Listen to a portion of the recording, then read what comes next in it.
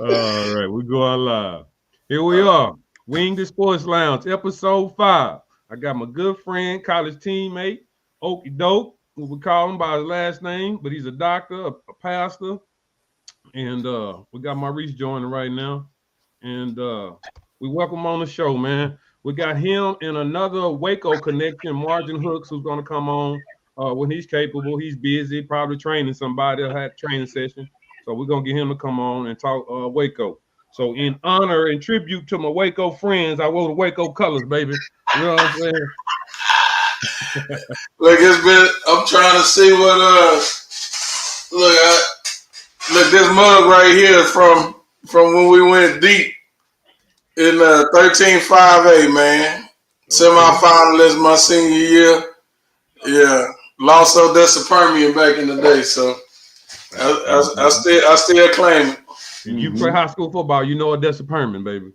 Man, look, that's when we played it right when Mojo Friday Night Lights came out. Man, look, the crazy thing was we beat Dallas Carter at Texas Stadium 10-7 in the quarterfinals. When we got into the locker room, they said we going to Odessa. And I'm like, when did y'all flip? But we had lost every flip in the playoffs, and I think Odessa said, man, if y'all don't flip and just come out here, we'll pay for everything. And we flew out there and stayed in a hotel and all that, and we got Mojo out there, lost 37-8, man. Them small white boys put a whooping on us out there in that state. 25,000 white folk dressed in black. That's Odessa Permian for you. Hey, totally. You learned the visitor environment that day. Oh yeah, it was crazy. Radcliffe Stadium sat in the middle of nothing, just some oil rigs in the middle of nothing, man. So yeah.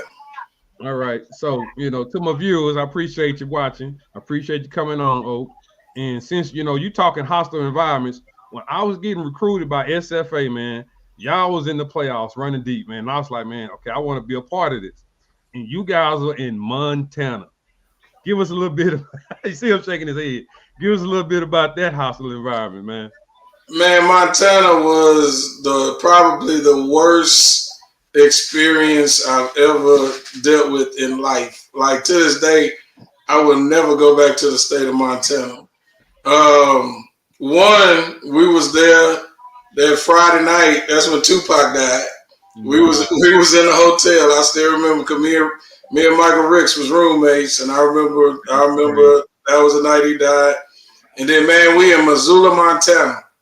The stadium sat in the middle of two mountains. Yeah. The temperature was -25, wind chill -50. Everybody on our team was from Texas. When we went up there too, but it wasn't as cold. Yeah, man. And then I sweated one time and it froze on my face mask. The field was dirt. And I just remember catching a pass in the first quarter and I hit my elbow. It was like playing in the street. Man, I stopped trying to be cute. I put some elbow pads on. I'm like, man, I got to protect myself. We scored the first touchdown. They scored 70 points. We scored the last touchdown. I was so ready to get out of Montana, man. It was on ESPN and everything. I was like, get me out of this state, man. I ain't never been in nothing that cold before trying to play no football. So it was wild. It was wild. Okay. Yeah, so what round was that y'all was in? Second? Semi-final. Third. If we won that game, we'd have played Randy Moss and them in the championship.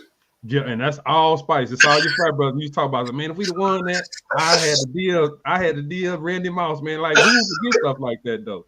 But I want to say I don't remember who it was, but they was telling me about at halftime where y'all had to go for halftime was like on one half of the gym, and the other half it was a curtain. It was all their fans. They feeding them hot chili and beer.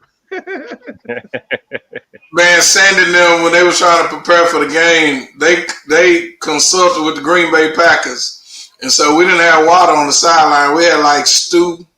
We had like them heaters. Man, I was like, this crazy. I mean, that wind was whooping down through the stadium, man, and I was like, nah, I'm ready to go. That was a horrible environment, man. So Okay. What about? I'm trying to think. Is it on the tap? I played Northern Iowa at Northern Iowa. You was on that team too? That was another hostile environment that I was like, I do want to do that. I was embarrassed because that was the first time I heard a chant when somebody was like overrated, and they had their keys. Overrated, and like the stands, they was like, we sitting down on the bleachers, the stands, it was like right behind our head, so we heard everything, man. It was a rough one. You know what was even more hostile than that was Appalachian State. See, I didn't go. That was another playoff game for y'all. And we went up first driving that charter bus around the mountains, going around them curves. We was nervous about that. But at the game, man, like you said, the people was right here. They was drunk. They was throwing the little liquor bottles down on the field, man. We ended up winning that game. But yeah, I was ready to get out of Appalachian State too, man. See, that's a better memory though, because y'all defeated the odds. You know, you come back, you can tell you got bragging rights right there forever. Yeah. So, yeah. I wanted to be a part of all that, man. And Okie, I'm telling you, man, my entire college career, man, I just wanted to be playing football for Thanksgiving. Yeah. That's all I wanted. Yeah. My senior year, we was co-champs, and they didn't even pick us. Wow. Exactly, man. Heartbroken. Like, we co-champs, we got the ring. And we supposed to get automatic bids. So out of 16 teams, they still didn't pick us to go to playoffs. They still didn't pick. That's crazy, man. That's crazy. So deserving. And we had a nice squad too, man. They did us dirty. But yeah. Shoot, another hostile was Sanford, Alabama. We played Sanford in Sanford. So the referees calling us boys and man, yeah. There's another hostile. Remember the Titans, huh? Yeah. Yeah, man. So we've had some interesting situations. Yeah, that's what's up. So we got Dr. Sports Talk on here and DT, man. Let's talk a little sports before we get to some more interview questions and we get Margin on. All right. So the big matchup we got this week is the Cowboys and the Baltimore Ravens. Who want to chime in first? We're gonna talk Dak. We're gonna talk Cowboys. We want to talk. Let's talk Lamar first. Let's talk Lamar. I'm a Lamar fan, but that boy got to deliver, man, in the clutch, man.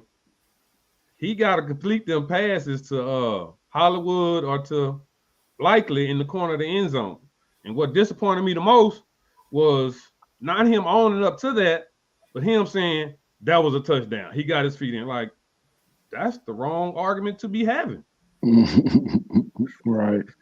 That's the wrong argument to be having. But you know, I got people, you know, who are against him, but to me, I feel like what Lamar's doing is only going to better the next Lamar type, the Lamar-ish quarterback. They're gonna have a better arm. They're gonna be able to run. They're gonna be everything he can do, but a little bit better. It's coming to me because you have a lot more of it in college these days.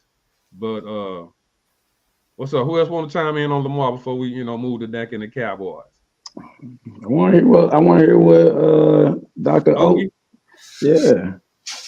So here's my thing. I treat Lamar just like I do Dak, and yeah, you get paid, but I think the fans have the expectations that quarterbacks got to be perfect. That they got to go 28 for 28, and if they miss a pass or something, then they done messed up the whole game. Zach, you know I got Derrick Henry and Likely on my fantasy, so of course I want them to score points. And I'm more of a Baltimore. I'm not a Baltimore fan, but I'm a Lamar Jackson fan because I liked how he advocated for himself to get his contract, and I like how he bet on himself and showed that he could do that. He come across a little hood though, when he do interviews. but I just like his personality and just his work ethic. So, but once again, you in that seat, you getting paid as the quarterback. You can't make excuses. Everybody looking at these quarterbacks to be the next Peyton Manning or, you know, like you know, you got all these teams in the NFL. Everybody expect that each team gonna win the Super Bowl. Only one team can win the Super Bowl, so somebody got to fall short. And so I just hate that some people feel like that a season is wasted, even if they go far in the playoffs. But if they don't win the Super Bowl, then you know. So, but I am a Lamar Jackson fan. I think where Baltimore is because of him, because he's multi-talented. He can get you with the run, and he can throw the ball. But once again, you got to be consistent. You're getting paid the money, so you're gonna get it either way. They're gonna be with you when you win, and they're gonna talk about you when you lose. I think this year, man, I think it's more important for Dak to show up this time, man. You just got paid that big money, and we get the same old Dak every single year. And I think this is we got to get to the Super Bowl year for Dak, or what was the reason for paying him that money? We got to have high expectations for this man, you know, because you've taken us to the playoffs, but we get the same results, and you are the man of the team now. You're the highest paying quarterback in the league, so it's time for you to show up. I think he's the oldest quarterback in the NFC. Yep. But and so I'll be having this argument with a whole lot of cats, especially those who are not Dallas Cowboys fans. And my thing is, like last week, I was always taught, and I played football every year from the age of 5 through college. Offense sell tickets, defense win championships. And so to me, if the offense scored 19 points, that ought to be a victory. And Dallas defense got whooped thoroughly. The first 4 drives was touchdowns. But then after the game, everybody blaming Dak. What you blaming Dak for? Well, I want DT to chime in on Lamar before we get to Dak. Okay, I got you. I think there's a misconception that of my opinion of Lamar. I recognize Lamar's talent. I recognize, man, he's an athlete, man. You know, he can roll out of bed, and you know he has it. I think for me, with Lamar, and my question has always been, you know, with any quarterback, at the end of the day, are you a passer? I know you can throw the ball. I know you got a rocket, and Lamar actually reads the defense as well too. But to me, he's not a very good passer. And in the situations where you actually need something to happen, the chains move, you have to be able to pass the ball, meaning that I'm going to set my feet right and I have the synapses to loft it in there, 3 ball. I can step back, gun it in there, slant 1 ball. Boom, I can fit it on over the second level between the third level 2 ball. I don't think Lamar has that. And that's why he misses those throws at that time, because he's anxious. He doesn't have the best footwork. His mechanics have gotten better, but I just, it's kind of like Cam Newton. You know, Cam Newton could read defenses very, very well. Cam Newton was an inaccurate quarterback. He was a 50% passer, 55% passer, but he was a big bulldozer. He could move the chains. Yeah, he's and something after a while, nobody. we see that wears down on you, and it's already worn down on Lamar.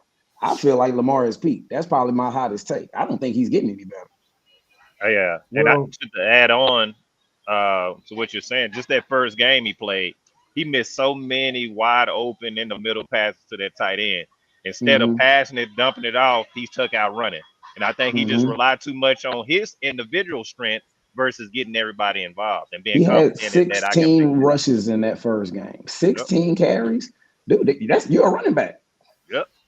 But you do throw the defensives off, because you go back to the Michael Vicks, the RG3s. Now, the difference between RG3 is if your body can't handle being a dual threat quarterback, then you can't. Like, RG3 was a dual threat. His feet was better than his passing was.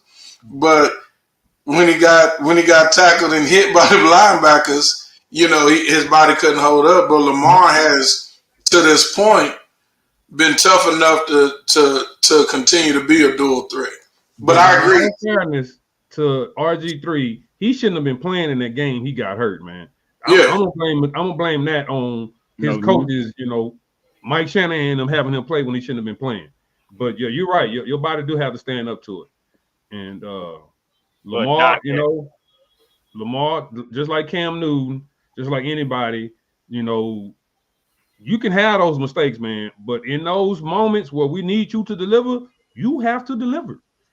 Just like Eli Manning. He wasn't no great quarterback, but when he got hot in those playoffs, he made those throws he had to make. You know what I'm saying? Yep. Eli Manningham. That's all I can remember. He made that throw to Eli Manningham over that outside shoulders, like that sealed the game. So, you don't got it. We want you to be perfect. You're not, but when we need to play, you got to make those plays because that's what separates the great from the good and the average. Making those plays when you have to. And, but I still don't like the way the NFL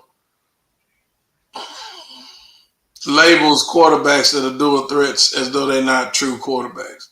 Goes back to Randall Cunningham, Michael Vick, that they didn't give them their respect of being a quarterback because they're not a pocket passer. They want the NFL prototype quarterback. You got to be a pocket passer.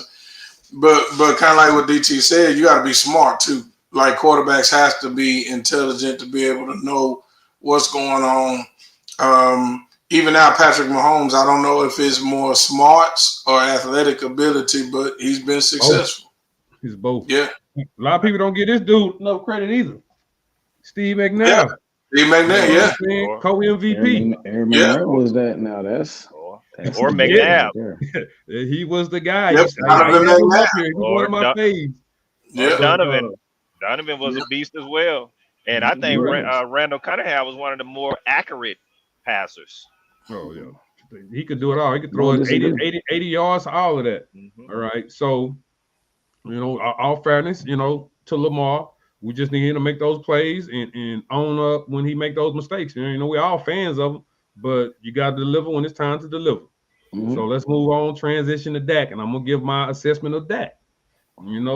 I play receiver, so, I saw a lot of quarterbacks in my day. I always played offense. And Dak going to say all the right things. You know what I'm saying? He going to make all the right plays. But like when that defense calls something that he wasn't quite ready for or he hadn't seen, Dak ain't got nothing to give you. It's like he come up lame in the biggest moments. I'm not going to say the biggest moments, but when he can't put a team on his shoulders. That's what I'm going to say. You're just going to say, Dak gonna bring us back. Like Romo was capable of putting the team on show, but he just flamed out at the end. It's like, damn, you brought us all the way here, and then it's the cliffhanger. You just right off the edge. Dak can't do that. Dak, it has to be perfectly laid out. X and O, we're gonna do this. He gonna be open. Boop, let me hit that. Boop, let me hit. But if it's off script, if it's something he can't adjust to, you can cancel it. I thoroughly disagree. I'm listening. Only because we got to look at the intangibles. So Patrick Mahomes got Kelsey, got wide receivers. Lamar got wide receivers. He had Odell last year. He had running back. The Cowboys give Dak old Ezekiel Elliott and a top-notch CeeDee Lamb. But Dak was successful when Amari Cooper was there, taking some of that heat off of CD. You let Amari go. Now we got Brandon Cooks, who inconsistent, but he got the speed. But nobody's respecting Brandon like you do in CD. So now this year I can do more to take CD out the game, and he's still making plays like with people on him. But he ran. If you can't respect Dallas' run game, so what? You can just play the pass, and if you drop in 5-6 people in coverage, it ain't a whole lot that you can do. I'm not sure though.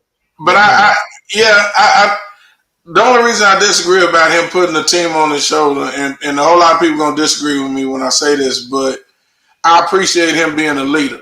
Like he don't cast blame or try to blame anybody else. He said, "Look, I'm the general, so I'm gonna take it. I'm gonna own it, and I'm gonna work to get better."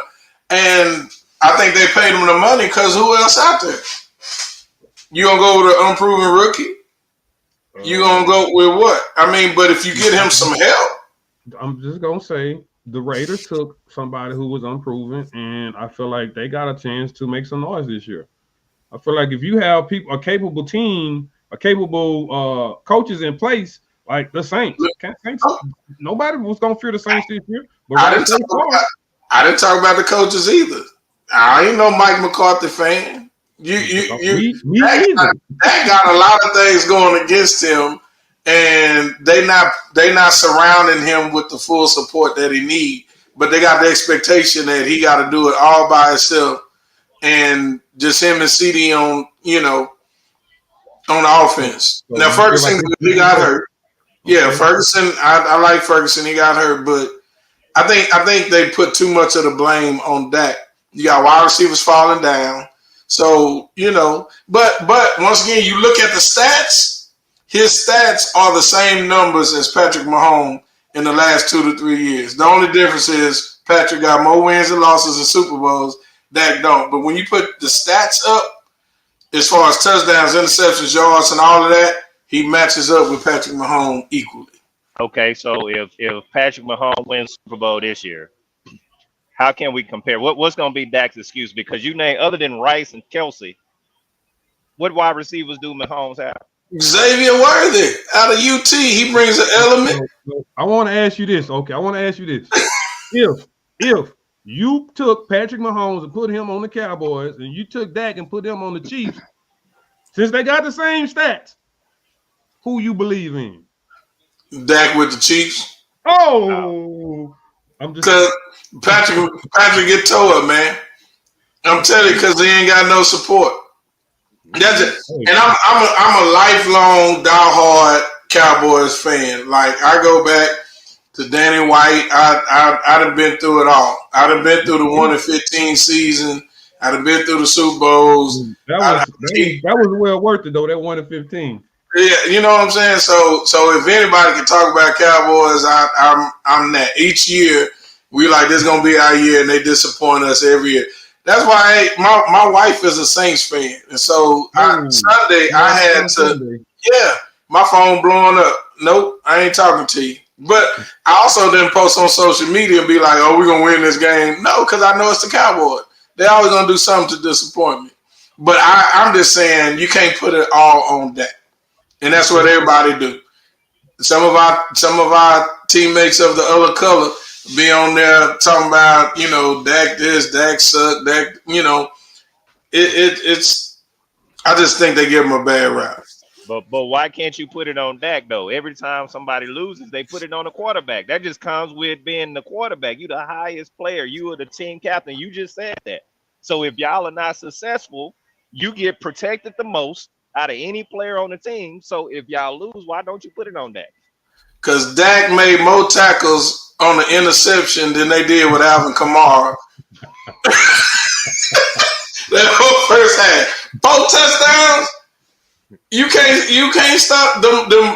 The holes is big. Like, man, they just the defense. So you down.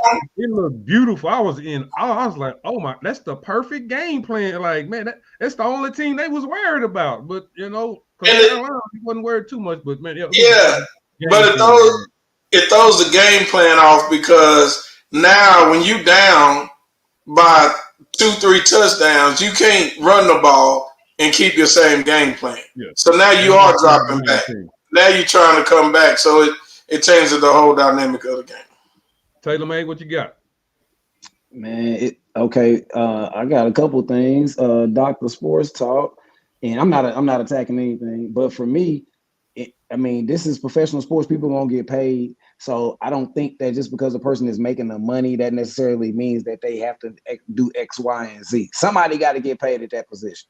Dak has earned that money. Whether we want to accept it or not, Dak has earned that money. And the way it's set up, he's earned it.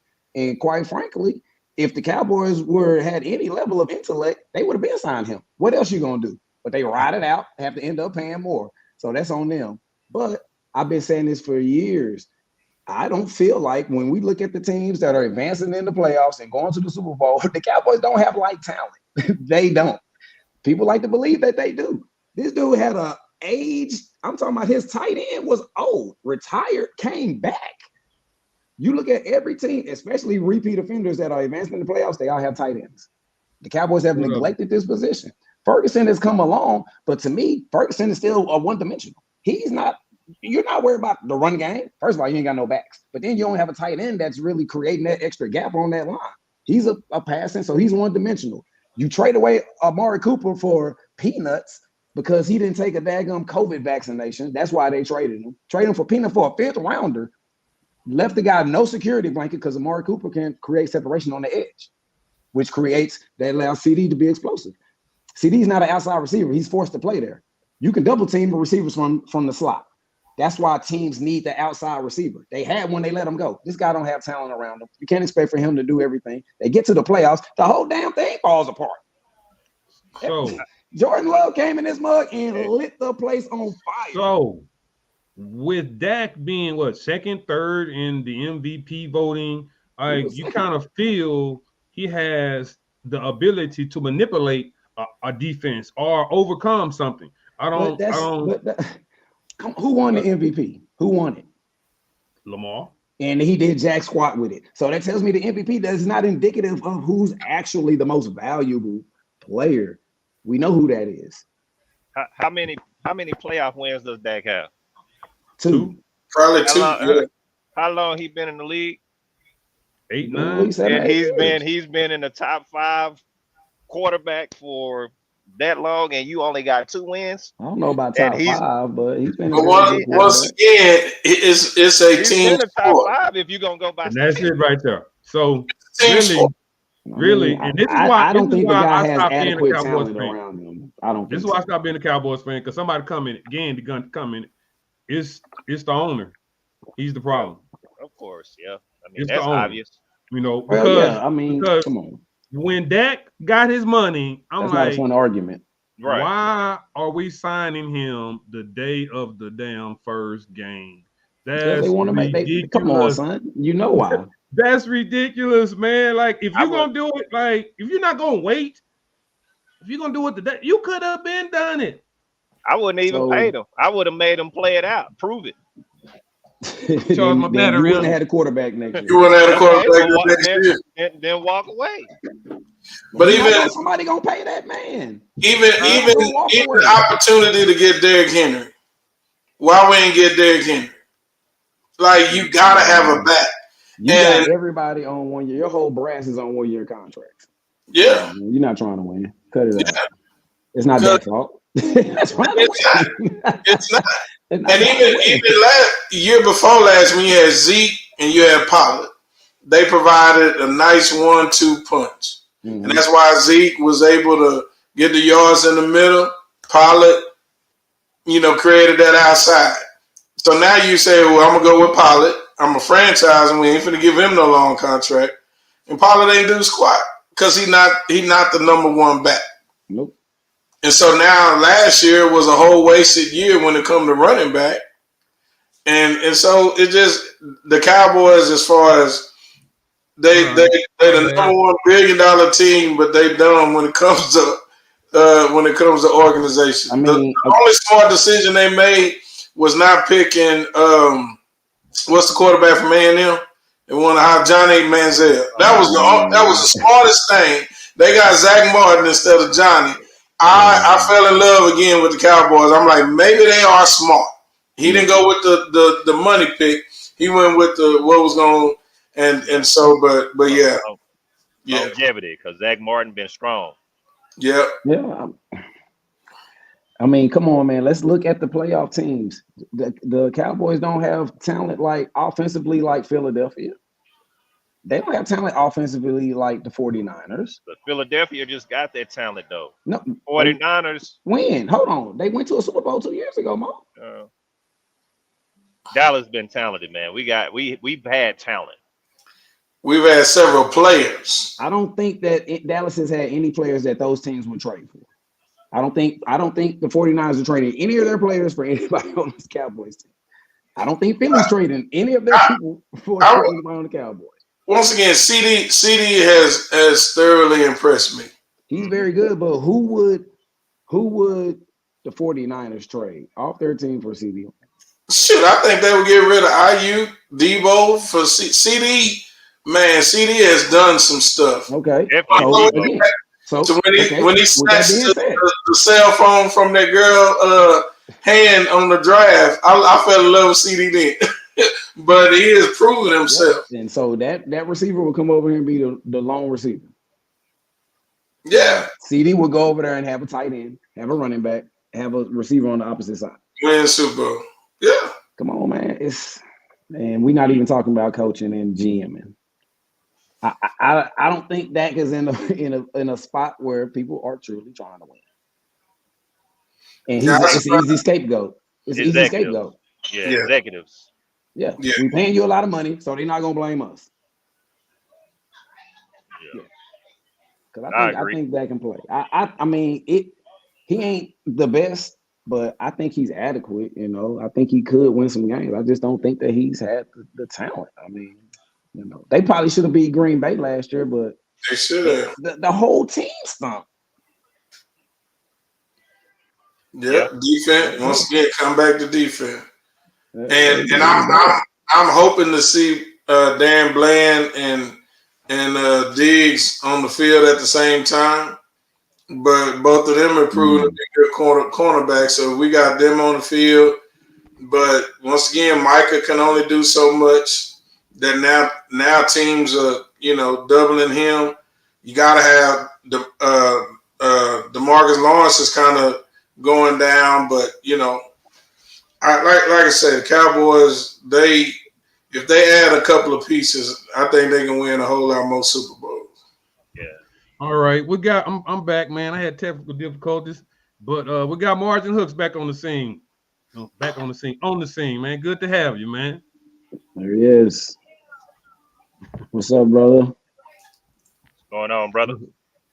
So we got my co-host Maurice, frat brother from SFA, and we got DT Woodson Taylor, who you went up against in high school, man. Uh-oh, you can't hear you. Muted? I can't hear you no more. You good? Okay, so yeah, this Margin Hooks, he played college ball at BYU, and I wanted to know, how did you pick BYU out of all the schools in America? Brigham Young.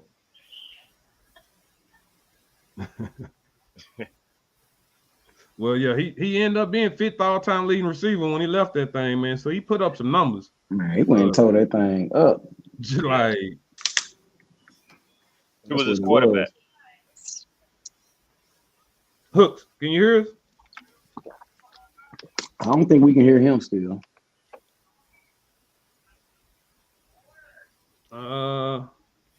Okay, we're gonna keep working with that. But so Mo, you wasn't on, but Okie just took his son to SFA. He's on a track scholarship at SFA, and so homecoming is totally different. You know what I'm saying? So, and his son's roommate, is Ronnie Joe's son. Wow. Ronnie Joe, our frat brother, DT. So we ran track in high school together too. So man, like Ronnie Joe played. That's what's up. Ronnie Joe played quarterback, didn't he, for SFA? He played wide receiver. Wide receiver? Okay. Yeah, he played wide receiver. Oh, Ronnie Joe. So everybody in here play receiver, man. What's the deal, man? No, Okie played tight end. No, okay. I played running back and receiver. High school, college, a little bit of both. But I'm talking about collegiately. I think Hooks was our receiver though. Yeah, he should have been. I tell you what, man, this is what I can say for Hooks and Quincy Morgan. Like, those were the two receivers in high school that I was like, yo, these boys right here, they eating something else, son. And those two receivers played in the NFL. Both of them dudes played in the league. So I can at least be like, yo, the dudes that caught some touchdowns on me went to the league. Nobody else caught touchdowns on me but Hooks and Morgan, and then Daryl Jones. Daryl Jones went to the league too. Q Morgan, my brother, man. Like, that's family, man. Like, that's what's up. I grew up with that boy. He grew up in Garland. Yeah. Yeah. He put me on his wing like Hugh Man, Morgan, man. hey man, That boy them was a boys had some beast, twitch, man. but I he was was like, cold in oh basketball goodness. too, though. All right, so check this out. So I'm Yeah, talking to and they can Hook. hoop. Yeah, I'm he was talking to cold in Hook. Him and basketball. Quentin Waters. Oh yeah. Me and Hooks coached together at Woodrow, and we reminiscing. He's like, he talking to Quincy Morgan. They somewhere they play on a dang Pop Warner All-Star League together back in the day. Mhm. That's Oh, how far dang. back they been balling on Pop Warner on the Yeah. All-Star team together. Okay. So it wasn't by accident. It was on purpose. Them boys had something. Hugh So Morgan, man. He was an East Dallas boy. He just went to South Florida. Okay. Yeah. Now them boys, yeah, man. They were just different. You had like the regular colonels. Oh yeah. You had these cats. Yeah. Them boys was cold that year. Like Hugh Morgan, they had that he was actually a sophomore quarterback, white dude. That boy was Mhm. well, Yeah, most yeah, quarterbacks he over could there throw was that thing. Yeah, yeah. sophomore. That boy I was think he cold. got sophomore of the year in our district that year. And they had they big quarterback. homie Juice played running back Like from East newcomer or Dallas. something. Yeah. They quarterback put that thing where it needed to be. That's all I Man, can he was, remember man. because Hey, boy. we had a shootout that year we played South Garland. If we'd have beat them, I think we'd have definitely made the playoffs. And It was they back just and forth, was back and on forth. another level that game, man, because they Yeah, he was was just throwing as some bad as we were. darts. Yeah, they were throwing some darts, man, and Quincy was running. Shit, he was doing at the top of his route. I was like, yeah, I ain't seen this right here, coach. Let me back up. Let me get a little cushion. Try to keep everything in front. Right. Cause we Listen to played this. zero. We played zero coverage. We didn't play zone and one high. We didn't do it. Was zero every snap, every day, all day. Yep. Yeah. That boy was So you had to quick. go get it. So I want to say I had just scored a touchdown on South Garland. I'm crunk. I get off to the sideline. Quincy Morgan over there by me on the sideline by me. I'm talking cash money shit. He just look at me and smile. Gold teeth like he was the hot Gold. boy. Yeah. Yep. You know what I'm Yep. saying? He just look at me and smile. He catch that thing and burn off and score. All out. Look at Nah, that man say, That was- and that was the year after he had broke it because he broke his ankle his sophomore year. Now he was Yeah. giving B Hand them the blues, son, Yeah. and they broke his ankle on like a little tunnel screen. Yeah. That boy had that box Capri sitting on them Hey, hammers. that boy was raw, man, like for real. And then he went to Kansas State with Michael Bishop, and they acted Yeah. a fool. He started out at Blinn and then transferred over there. Yeah. Well, Yeah, that's the thing. Yeah, him and Michael Bishop were at Blinn, mm-hmm. and then they both went up to Kansas State, That's a throwing big them pro, man. 85, 90-yard passes. I'm talking about just airing that thing out. He out here in Houston now, man. I'm gonna try to get in contact with him. I'm gonna see if I get in contact. He's out here in That's what's Houston, up. actually. Y'all need to talk to everybody I gave up a touchdown to, man. them. They owe you a drink. Man, say, boy. I'm trying to say, I ain't All right, give up let's many, get back to man. Oak, man. Your son, emerging athlete, college athlete, man, getting signed. You had to have seen this, for a while, feeling, he has the potential to be a college athlete. When did he start beating you running, beating you in basketball? When did he, start showing daddy, he a big boy now?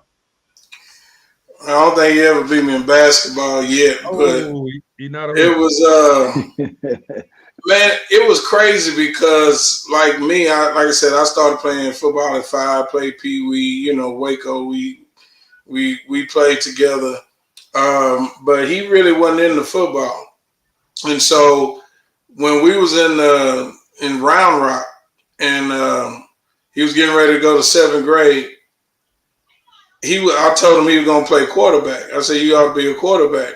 We played a flag football church game, and on the last play, he tackled somebody and fractured his hand. So he was in a cast for a couple of weeks. So he missed the first or second game.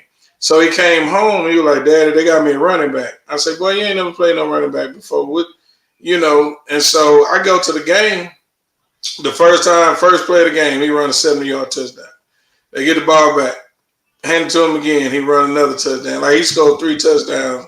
And so I'm like, okay. But when we moved to Forney, they kept moving him around. And that's what they had him at wide receiver. And that's when I was taking him to margin. Then they come back, they want to put him at a tight end. He like 70-something pounds, and I'm like, nah, y'all messing him up. They just kept moving him around, and so he got discouraged with football because he like, man, I'm just sitting on the sideline on special team.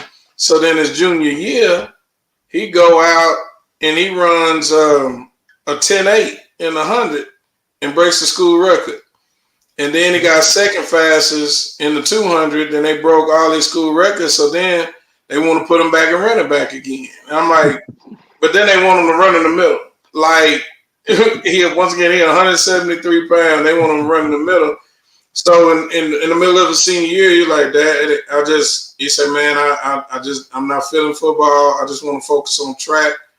And you know me, I'm like, oh, you Douglas, we're not quitters, but I get it. You know, you just sitting on the sideline on special teams. And so I told him that's fine. And so he focused on track, did some indoor. You know, the guy, one of the guys he was running with as a junior, he like won state in the hurdles, Alex, and he's at Kentucky now. So he was running with him. So man, he got great potential with speed. Now I will say he faster than me. I ain't never ran no 10.8, but even as a sophomore, I took him to Missouri with Lupa for a football camp. And like as a sophomore, he ran a 4.5 in the 40. So he got that speed, and you know, he's tall, 5'11". So it just, you know, I'm hoping he reaches his full potential in that. So Hooks, what's up? Still having trouble. Okay. Probably them plugs. Take them plugs out. Go regular. He said, take the mic out. We probably can hear you because he was having some issues, and you see his it went on mute for his mic. Yeah, man. It's probably those faulty.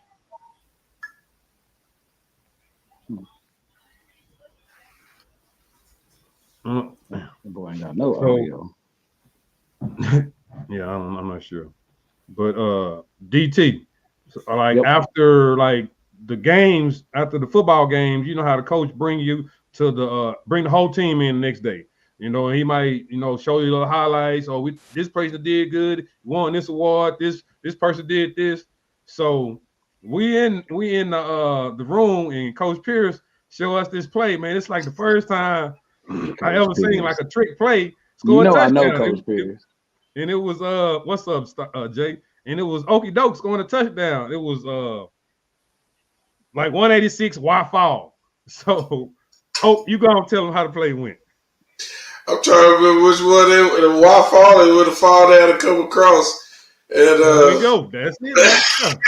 I dive on the ground until like I fall, wake up, and come across the field. So I think that was against Northern Illinois.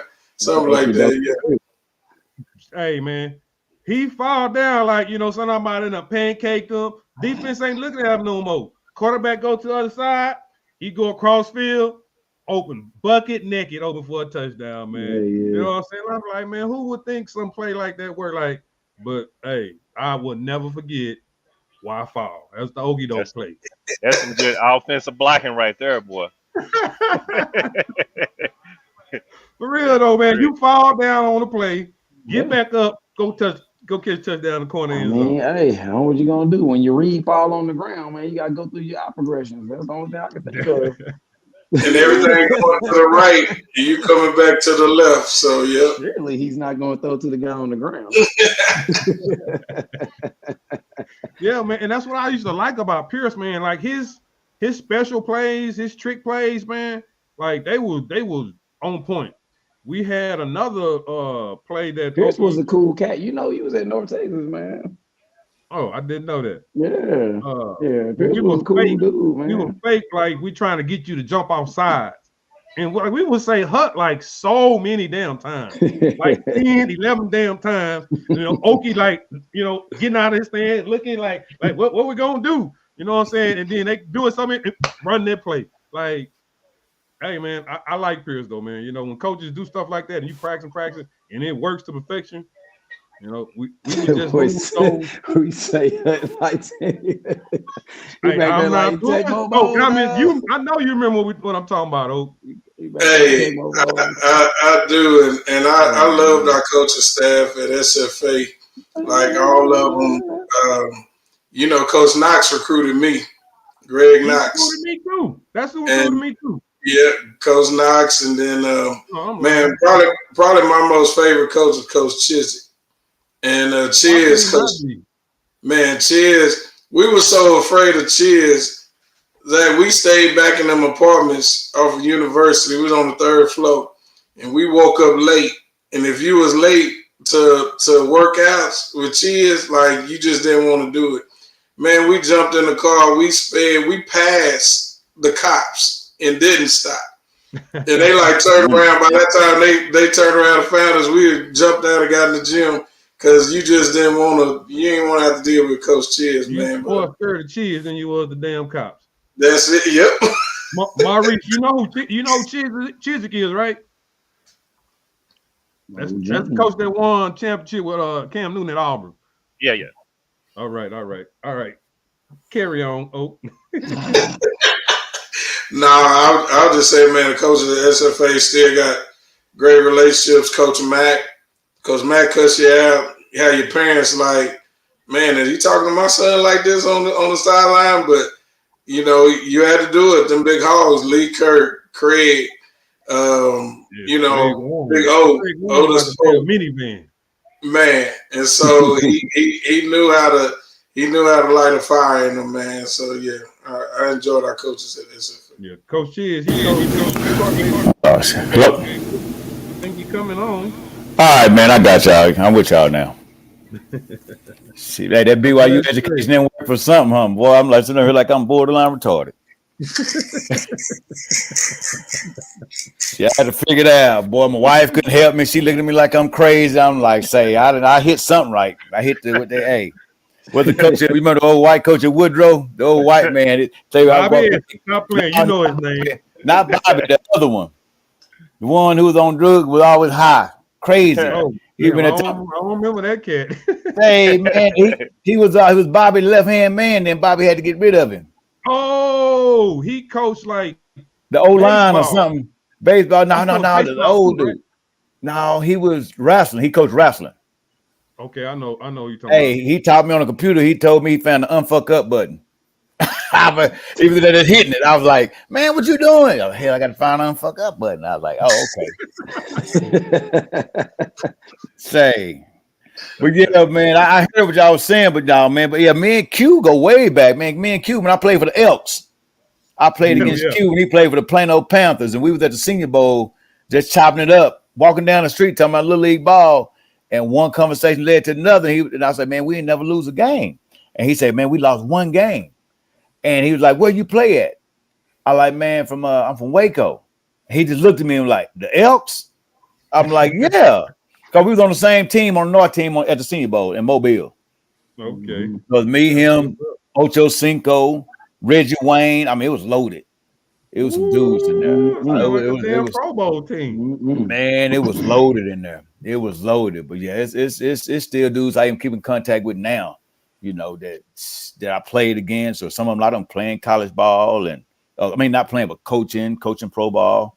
So man, it's a neat deal, man, to see how guys have moved on into their careers and do different things that to progress in life. Yeah. So and Margin brought back some memories, man. Let me tell you how bad, because I played for the Elks, and that's why I started Pee Wee. We never lost a game. I didn't lose my first football game, y'all, like in junior high. That's how cold the Elks was, man. Yeah, so when I lost mine, I ain't know what losing was like. Yep. I ain't know. That's an unfamiliar taste. I was like, y'all still happy about losing? Hell no. This don't feel right. Hey, man. Hey, I had to show Oak, man. I got the Waco High colors on today, baby. In tribute to my guest, man. All right. Man, hey, I don't work with so many DeSoto. I don't work with a few DeSoto dudes over there though. So man, Mathis, that's my dude, man. Mathis is Sweeney. Matter of fact, the first coach I coached with the first year I taught school, he's the principal over there. Old Coach Campbell. He's over there at DeSoto. That was my first coaching gig in junior high. Was with him. That wasn't at Marsh, was it? Yeah, it was at Marsh. Okay. So we got to tell a story. So we coached against each other in the city championship when I was at Holmes, Mo. He was at Mars, and we got the best of them that day. But hey, man. Say, hey, man, what kind of team I got? Man, I told somebody, I said, boy, look, I took a spoon to a damn gunfight. Oh, you did.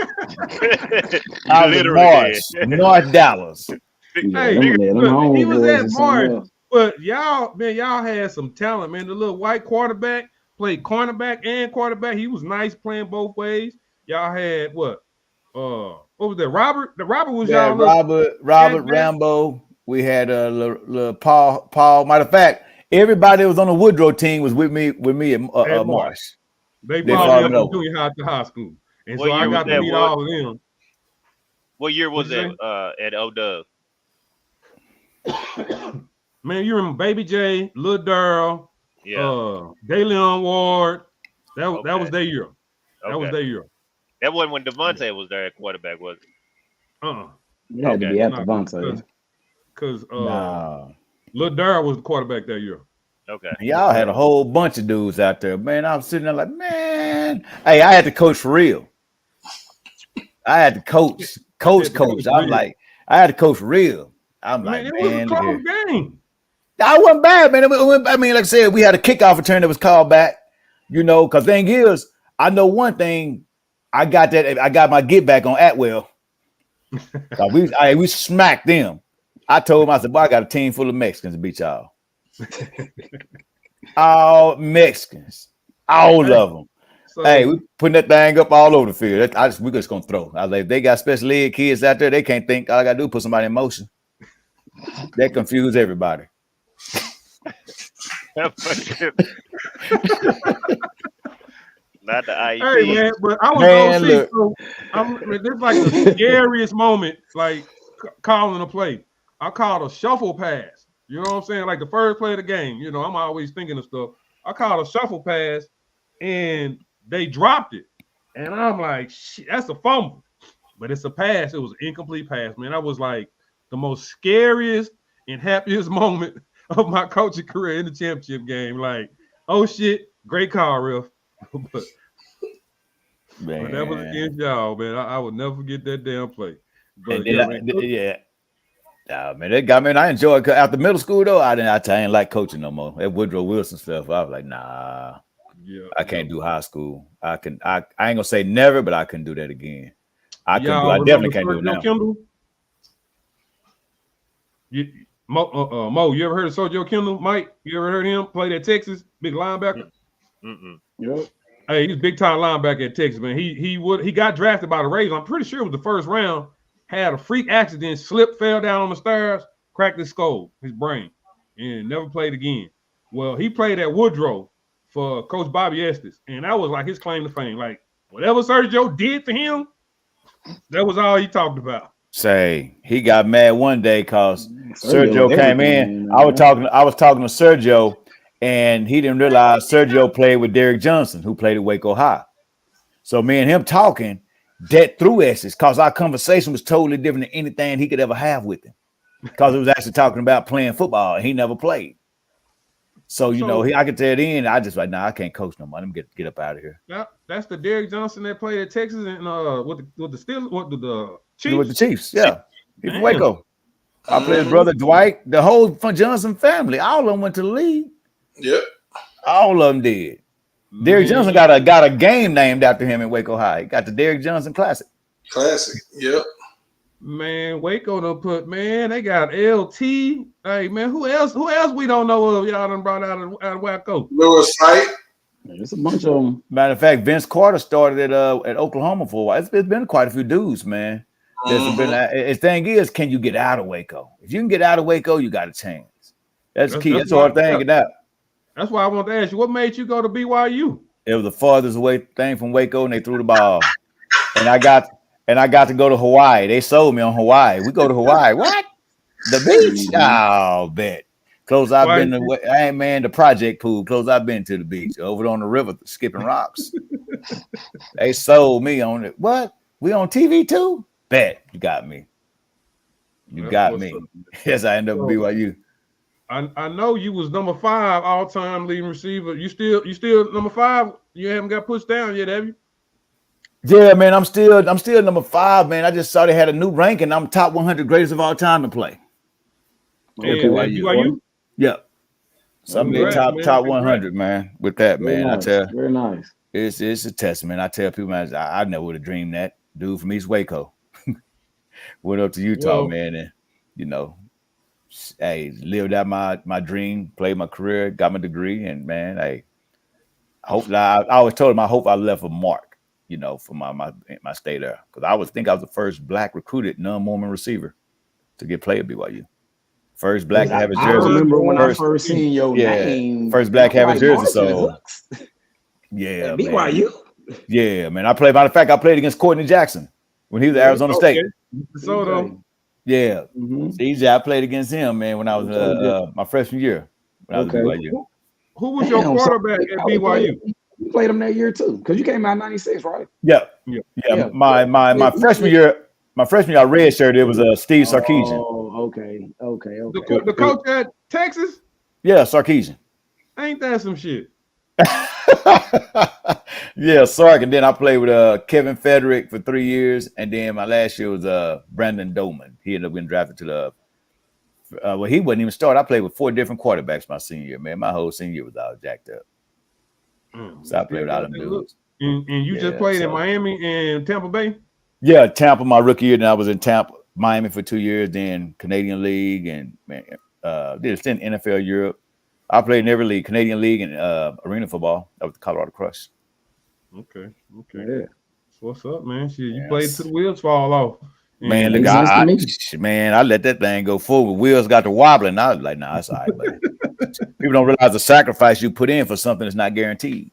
Just to get in shape, stay in shape, man. Your body start telling you stuff, man. It was like, hey, football gonna leave its mark too, cause I walk like Fred G. Sanford most days.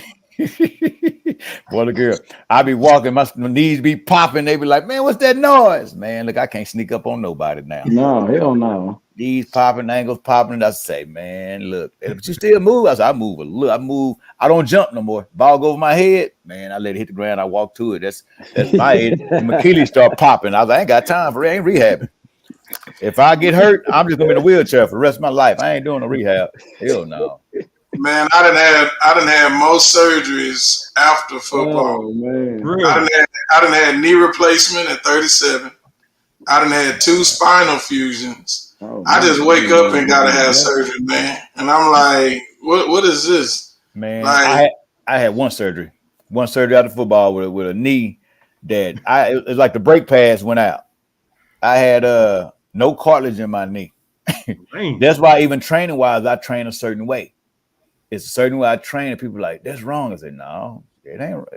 It's right for if you want to say your knees. Mm-hmm. You know, so Hooks been training for a while. Even when you first came back to the D and started trying to train, man, when you had paper copies of promoting, so you had no business card, you had paper copies. I remember that when Jones was passing them out for you. Oh yeah, I would go up to every school in Dallas. I would go up and down, go to Waco, going to Abbott, little 6-man, just man trying to get people to pay attention to me. Hey, this boy put in that work, man. He was like the Narcos Mexico. This boy went to the desert and grew some goddamn weed. You know what I'm saying? That boy put in that work. Oh yeah. But I was on Twitter, you know what I'm saying? It's like the biggest compliment I ever saw. You know, somebody was like, if a receiver is Hooks trained, they certified. That's what was going on Twitter about my boy. I was like, man, that's it right there, man. Because I mean, I know you probably done trained over 200 cats easy. You know what I'm saying? Man, I tell you, I used to train in the field with homeless people over there by Zaragoza in East Dallas. I'm for real. There's people like, what? I said, now I go to whatever facility I want to. They asked me to come in, but I tell people I still remember where I came from. And I still have that same philosophy. You know, how I work with kids, man. I don't train a lot. I don't even promote myself. I don't. I say, man, I ain't never seen a commercial for Bentley. So I just stay quiet, man, and just try to help kids out. Some kids, I want to get back into the inner city a little bit because I have, you know, business-wise, I stay out in the suburbs, you know, to train. But I am trying to work some deals with DIZ possibly where I can come back in there and kind of go back to how I began everything, man, and start helping some kids that normally wouldn't have a chance and opportunity. Because nowadays to go to college, it's not are you good, can you stick? Because it's like the pros. If you get there, he's fast and run, but you can't do things, you don't have a skill set, they fire you basically. Tell you get in the portal. They get rid of you. That's what people don't know is renewal. Yeah, it's year to year. There's a contract. And if you're not good enough, they already recruiting a replacement. And kids don't get that, so they're not getting their degrees. So they don't. Their job depending on it. Yeah, they will fire you in a minute. Next, tell you what you can't do, man. So it's just helping kids with that part, man. And sometimes it's been a voice for them, even in high school. I say, man, this is people I can talk to that head coaches can't. Just reach out and talking to people. I remember you training a cat. He was from Lancaster. They call him Magic. What happened to that cat? Man, dude, that's a sad story right there, man. I think Magic, his dad, he played too much football and got a scholarship, went to Kansas. And burned out, man. He was a smaller kid. Then he left there, got in the portal, had some D1 AA offers. And I told him, man, he went through depression. I talked to him one day. I said, man, this is what I don't want you to be. I don't want you to be that dude coaching Little League football. Everybody talking about what could have been. And he's that dude now. Just gone away, didn't finish his degree. He went to the other school, didn't even try to go to class or nothing. Parents called me, asking me to help him, but it's like, I got young. He a grown man. I gave him everything I had when he was younger. Hey, man, this dude was so thin, paper thin, man, but that boy had some footwork like Deshaun Jackson, almost, man. He started nickname Magic. He started as a freshman at Lancaster. That don't happen. Hey. You started as a freshman. He wasn't no little dude. They played Denton Bryan, and he playing the slots. You got to pick up that backer coming out on that bubble. Man, look, boy, they hit him. That boy couldn't even walk like me that next day. And I told you, he's too small. I was telling Gilbert, don't let him play, man. He's too small to play varsity.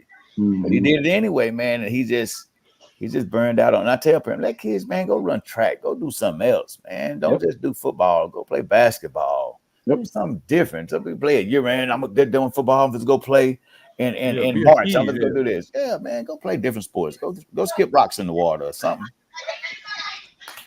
No, man. If they do it for free, man, they don't want to do. If they can do it for free, it can't be no good. Like running track for free, they rather pay $4,000 for volleyball or AAU than go ahead and run track for free. It's amazing. Oh yeah, man. I put my son in track, man, and I make sure you go down south and run. I'll take you down here. I need you down here with the gazelles. Can't have you down there running with these sheep. Yeah, get out here and get these burgers, get some of this work.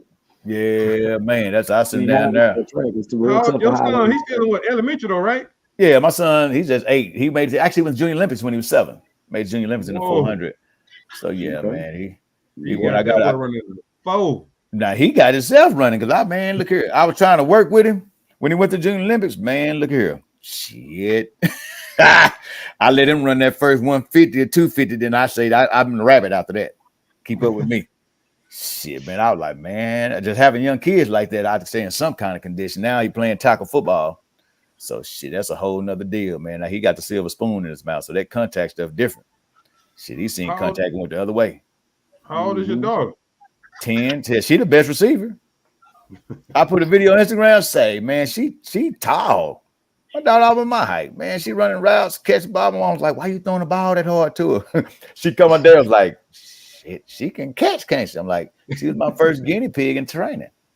Teaching her how to catch. I don't want the daughter ball bounce off her head. Everybody laughing at the one on the team to kickball. Now she won't clicks and stuff. Man. She got gloves. I'm like, damn, maybe that rubbed off on her. What other sports she play? She do track. She run track. Right now she in swimming, dance. He finally he loves track. They boy walk around with batons. Oh, he got batons in the car. Nice. Okay. He just run. I'm like, mom, they get tired. I'm like, hell no. But now he putting on cleats and starting to hang out with me a little bit more. Well, he's starting to hang out. So yeah, man, I'm gonna see what he'll be able to do. I'm just want to sit back, sometime be a dad. As I've helped all these other kids, I might as well spend time with mine. Indeed. Phil, I'm on intercede, man. It was a pleasure talking to you, Black Kings. Doc, good luck to your son, man. Best wishes on that track field. He's a track dog now, and Mr. Hooks, pleasure talking to you, man. All right, man. Y'all take care. Good luck today, Mo. Yes, sir. Appreciate you. Hey, I'll get with you Saturday about them picks. He gone already. All right. So yeah, man. Shit. Okay, man. How long you been preaching, man? Man, last year was 20 years of preaching, 15 years of pastoring. Yeah, so never thought man, coming out of college and never thought that was gonna be my route. And man, I started feeling Lord calling me. And then every excuse I made, he took it away from me. So I like, okay, I need to listen. And as soon as I accepted, man, things started to fall into place. So yeah, so I finally found purpose, man. Very nice. Yeah, because my cousin Elijah, y'all both Sigma, y'all both preachers, and then you got your boy Arthur who do his little thing. Any more Sigmas that I don't know about that pastor and preach too? Reginald Gossett is a preacher too. You know Reginald? I know that name. I just need to see his face. He from Tyler, but yeah, I play as him and Sheldon at the same time, Big. Okay. And but yeah, he's a preacher as well. So I don't know what it is about them Sigmas and preaching, man, but we didn't act like that when we were sipping on that blue juice in college. Hey, you still know how to make it. Look, I told my son, I say, man, don't mess up my Okie Dogan name at SFA, man. And he already trying to go beyond what I did. I said, boy, you need to slow yourself down. You're just a freshman, so you gotta ease your way into that. Yeah. What was you doing at Pilgrim Rest? The other, like last month. Yeah, I remember you saying something about Pilgrim Rest. My grandmother goes to that church, and my family been going to that church like for decades. Yeah, man, I did a expository preaching seminar there because I've written 2 books, preaching in high definition, and then a book about my faith journey, Ain't He All Right? And so I was teaching from my first book during that workshop there at Pilgrim Rest. But the pastor, man, he lives in Forney. And Dr. Carlos Williams, he's cool, man. Good friend. So, well, yeah, man, I appreciate you because Okie took off teaching Bible study today to come be on Wing the Sports podcast with your boy. So, man, we appreciate you, Father. Your child come be with us and go back memory lane. It's all good, man. It's all good. Yes, sir. Okay. Hooks, man. When we was coaching together, man, that freshman group, man, y'all can tell how he's a character, man. But some of them boys, what's my boy, Mr. West? What's his first name? Who? West. Travis West. Travis West. T Whitley, man. Hey, man, he graduated from Texas UT about a couple years ago. Matter of fact, Sark's first year coaching there, he graduated from UT. Look here, man. Cade Finnegan. Them kids and Woodrow Wilson, man, they was living so good, man. I'm talking to Travis West's dad. He's like, yeah, he made me so proud. He killed his first turkey with a bow and arrow. I was like, a what? A bow and arrow? Like, man, I ain't even thinking about that's the choice of weapon you use. Man, I'm trying to tell you, man. That's why we couldn't pass those tests, man. They were telling stories about Travis West going hunting a turkey with a bow and arrow, man. That's culturally biased, man. I can't relate to that.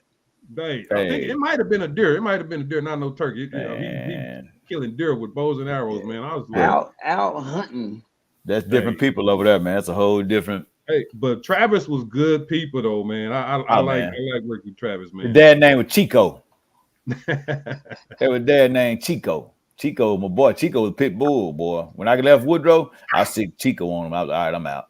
Like, y'all never had to worry about me coaching again, but I'm gonna build something bigger than any one of y'all programs ever had in Dallas. So when we were coaching, Hooks was the receiver coach. I was the DB coach. And I don't know how we was just always together. Like, how we coached freshman ball together. No, but I could have swore we always had the DBs together and we was always the receiver. We was always together. Cause it was segregated.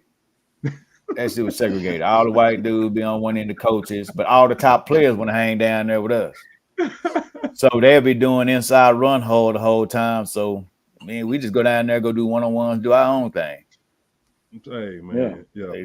They like you do, John. It was one of them things. I was like, man, hey, if I hadn't never played on a high level, I probably went cool with that. But it's like, oh, no, man. I could do bad on my own. You know how it's supposed to be. Yeah, you know how it's supposed to be. And it intimidates some coaches. It intimidates when you know that. And I remember when I got ready to leave, I remember Coach Sawyer told me, he said, man, you need to do something different. I don't know what time he said, man, you're too big for this. He said, you think too big. Your whole outlook on all this stuff is too big. You need to go do your own thing. I had a few older guys told me that when I left. Mr. Baker told me that. I said, man, you need to get out of here. You need to get out of here. They told me. And then when I bounced, now Coach Sawyer, every time I see him, he's like, boy, he said, I didn't know you was going to blow up like this.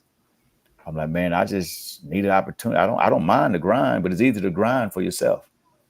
No doubt. You know, I still teach school, not because I have to. I just enjoy doing it. I walk in smiling every day, knowing I could walk out and be perfectly okay. You know, so it makes it easy for me to just walk in, man.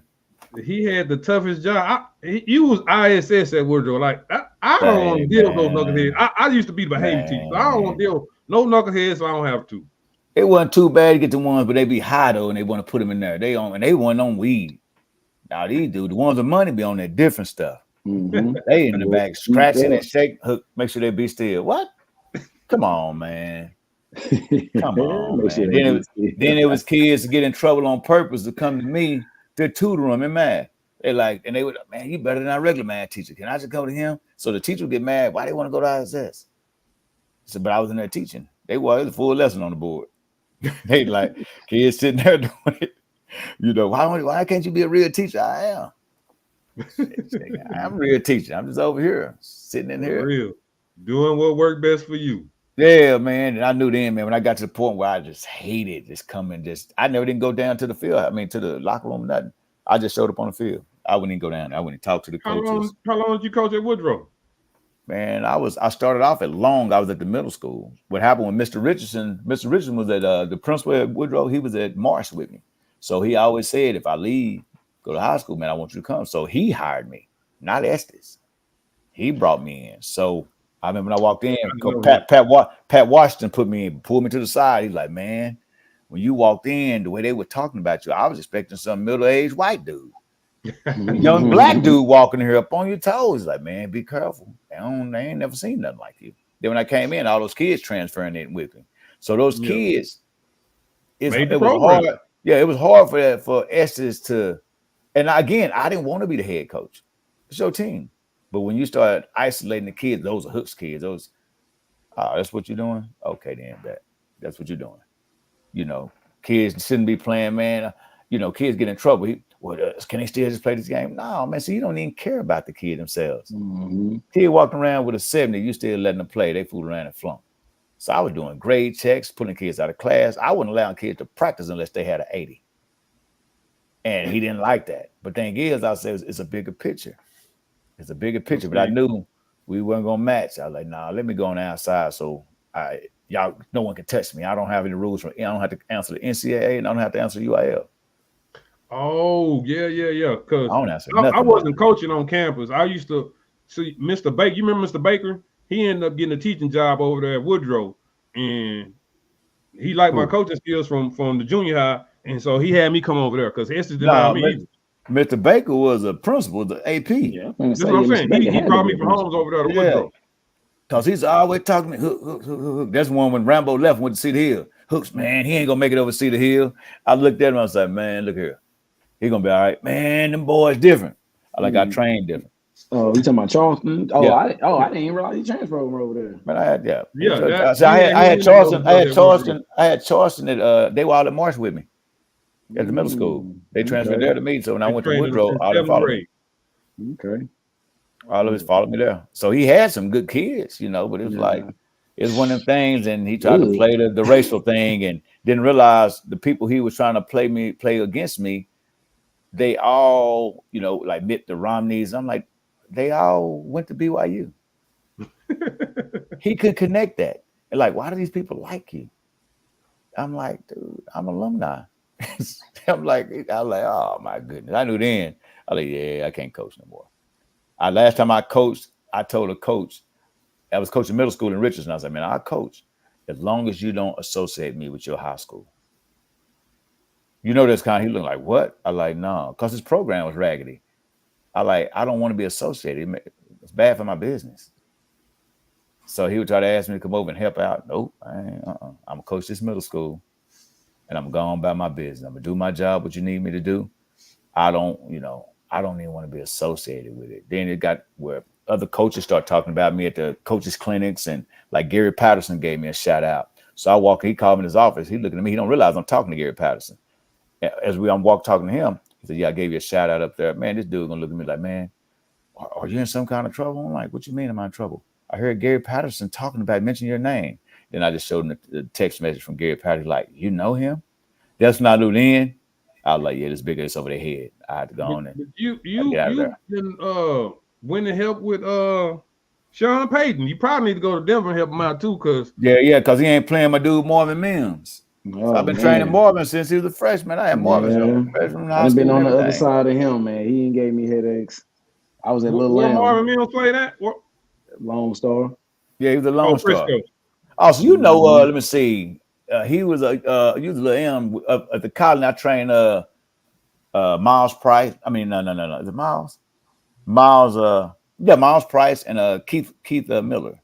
His kids at the college. I know the Price name. I know that Price name. They just know this play, and Christian Gonzalez. They always up there. Mm-hmm. The cat for the Patriots? For the Patriots. Yeah. My homeboy trained his sister. His sister run her. He was at Little you probably know Dabs. I know you. No, he was at the Colony. Oh, okay. My business partner, Flight, the trained DBs. He trained him. Oh, okay.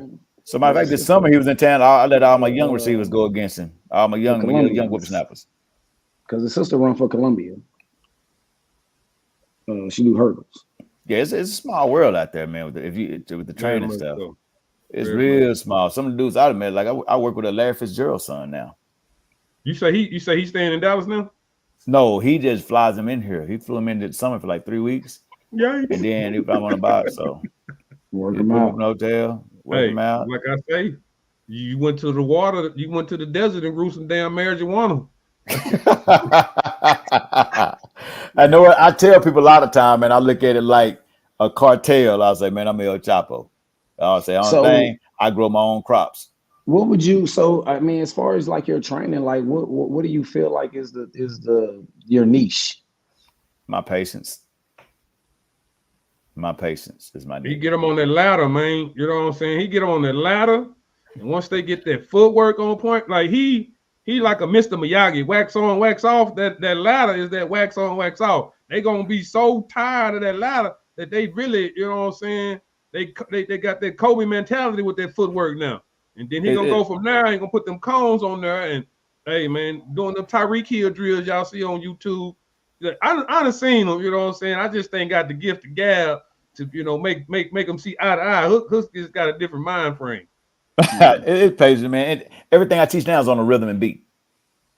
It's a rhythm and a beat. Everything in life is a rhythm and a beat. So everything I teach, it comes from a rhythm, but you got to have a base fundamental. So I always tell people you got to have the fundamentals, the basics. So I like building a house. I'm gonna dig this trench 6 feet deep and build it all the way up. So no matter what, you're gonna have your fundamentals to fall back on, no matter where you go.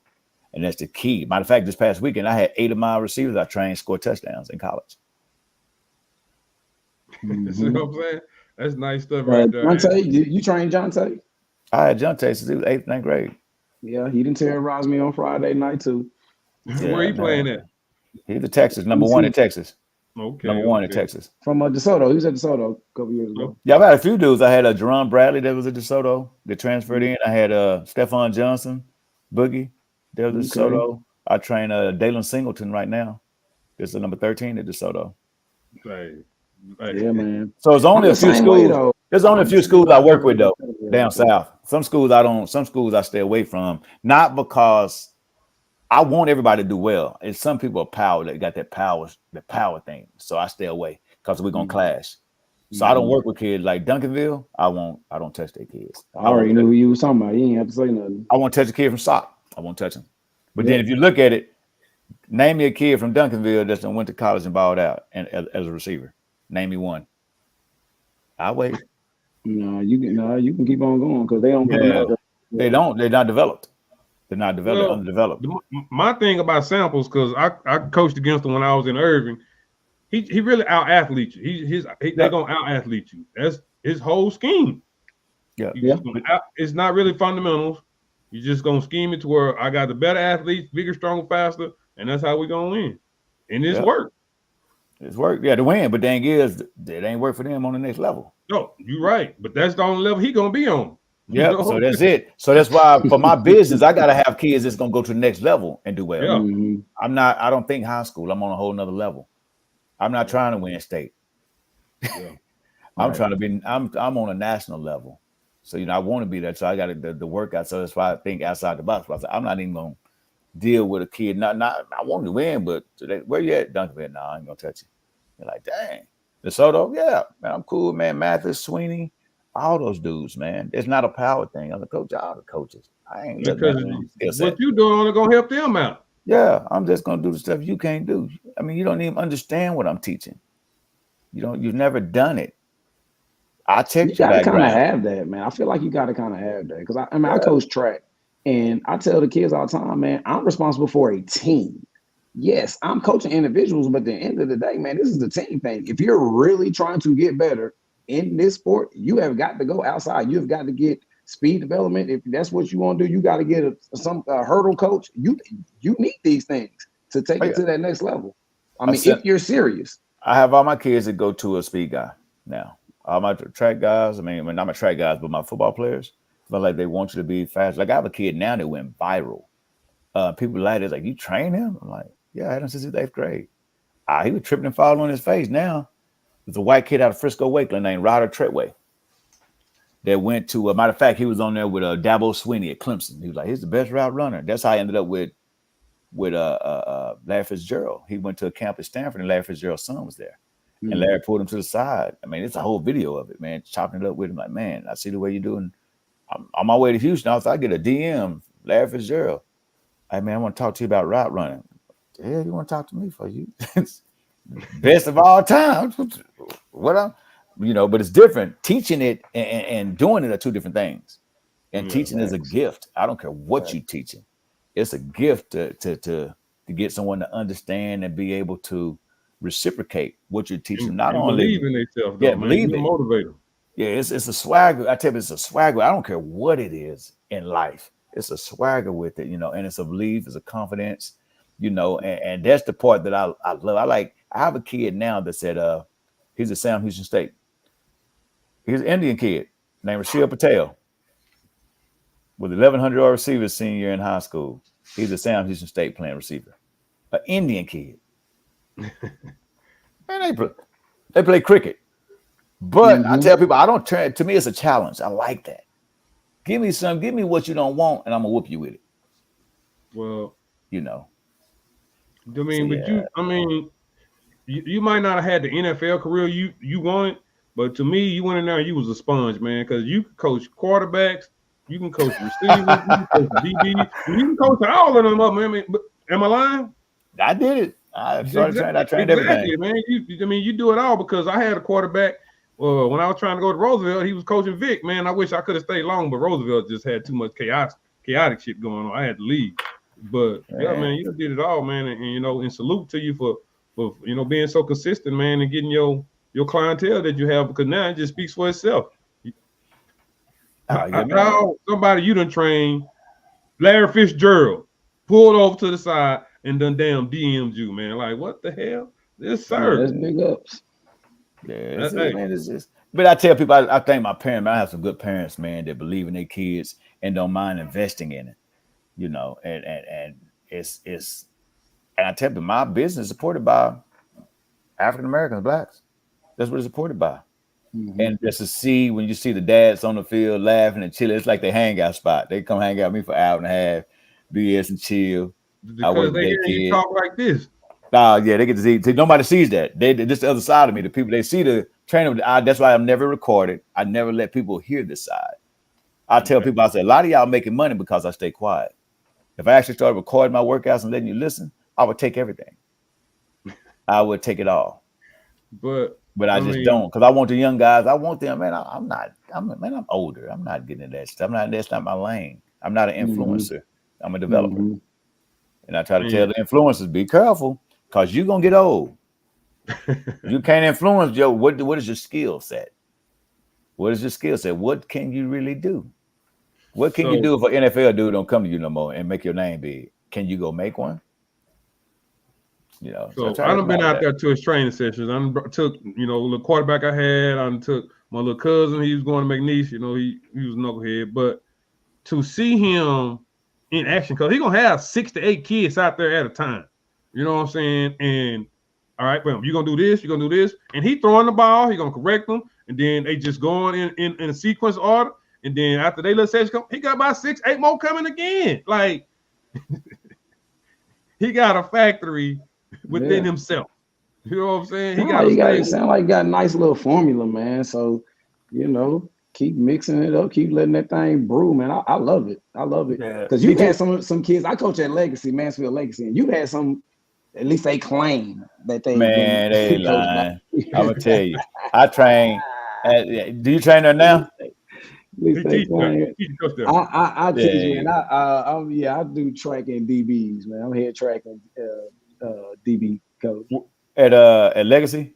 Uh-huh. It's a little short white kid I work with, man. He's on JV. The scrubby head kid. He on JV now? Yeah, he can play though. I think that's Kane. I think that's Kane Hendricks. Is that his name? I don't even know his name. Is that Hunter? It's Hunter. I got so many kids. Hunter Maxwell. Yeah. I work with him. Okay. I work with him. It's more one of them confident things, just kind of build him up. Because people like, you train him. I'm like, why not? I'm like, you know what? I don't know what he's gonna become in life. Will he be a D1 football player? No, he won't. He's a good kid. But just give him to run track and get out of baseball. Man, I've been telling him that he out there running flicked.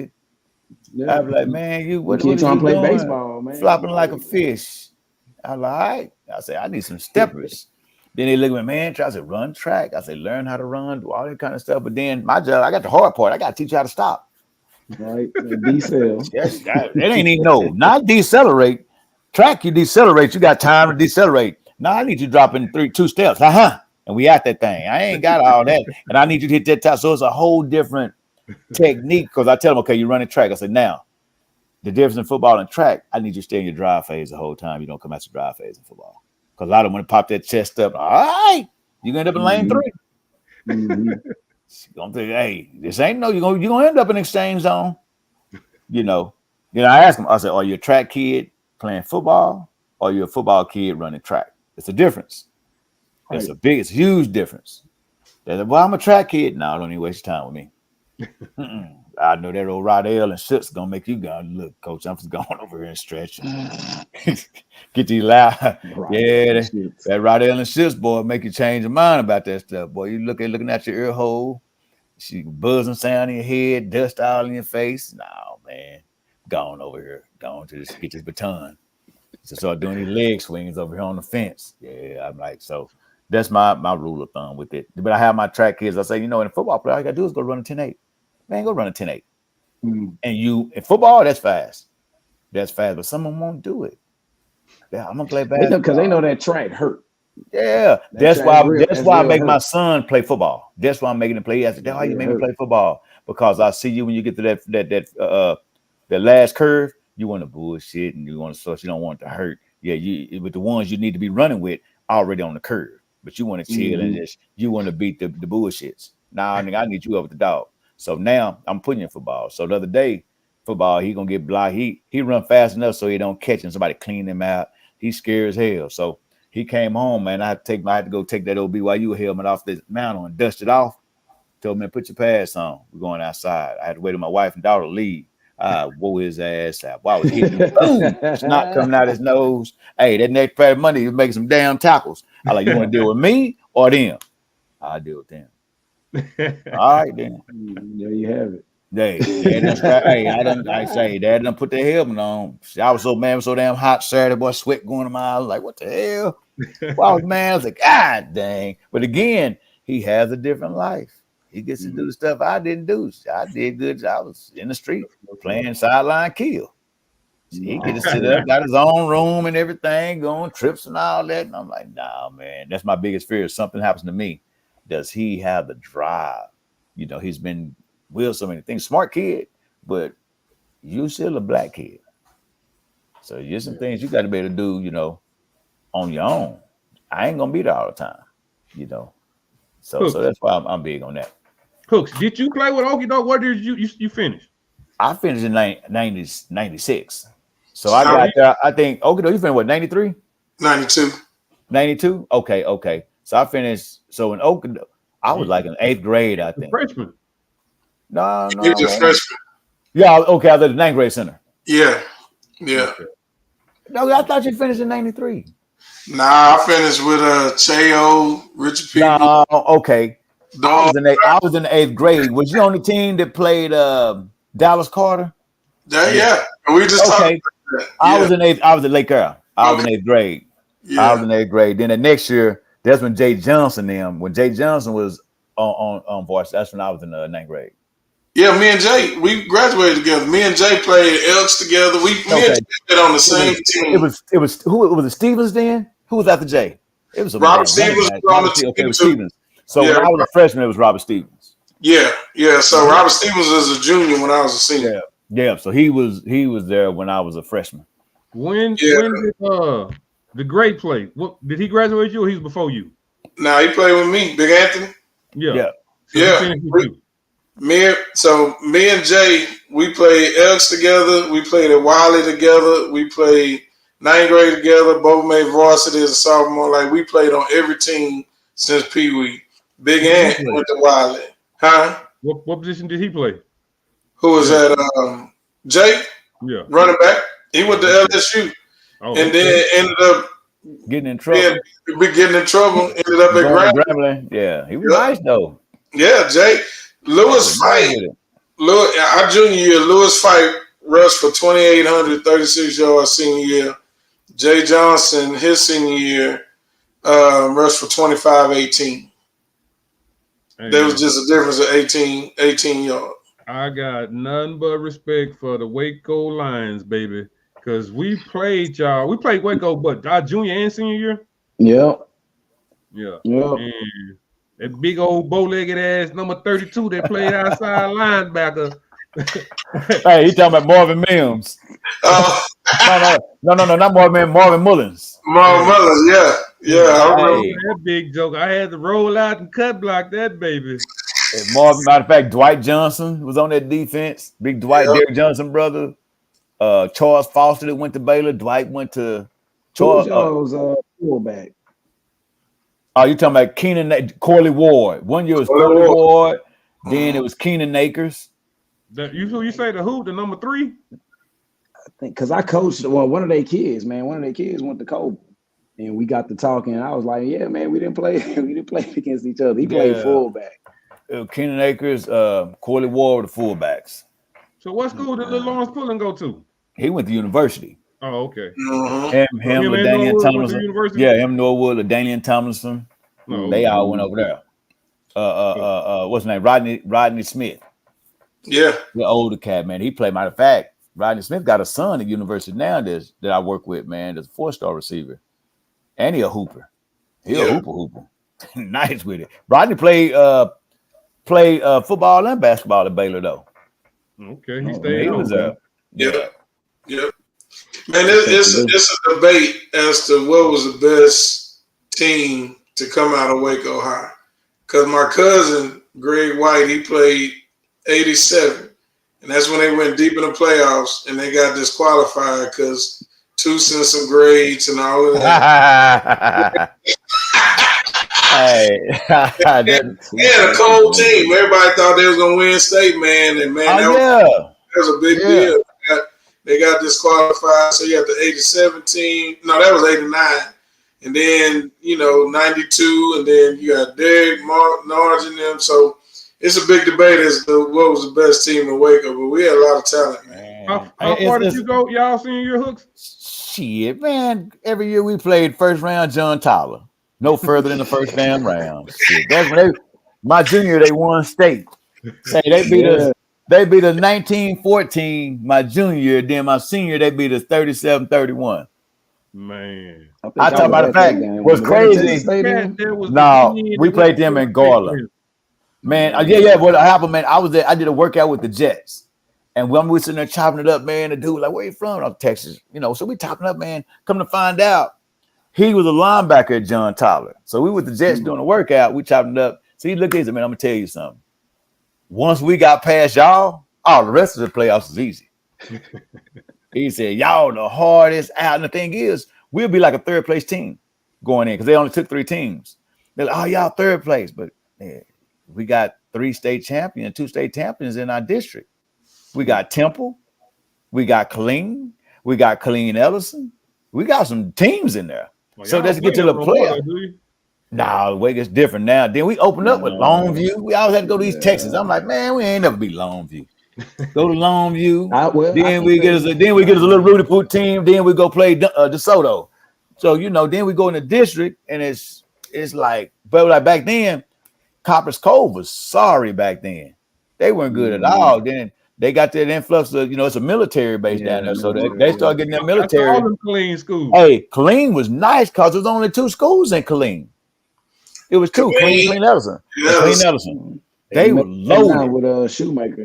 They got about 5 different schools down there now. And the crazy thing is, Toby coach at Shoemaker now. Him and Richard Daniel. Yeah. The crazy thing is, my junior and senior went undefeated in district, and when I was coming through, it was Killeen Ellison, Temple, Coppers Cove, Pflugerville, all those in Westwood, Round Rock. But man, our senior year, Killeen won state because we was in the small 5A. They was in the big 5A. They won state, but we beat Killeen, and so like all of the talent was in the small 5A. Like I said, we had to go through Conroe McCullough. We had to play Austin Crockett. We played Richardson at Texas Stadium. They came back, played Carter, and then we lost to Odessa Permian that year. So. Yeah, that's oh boy. Yeah. What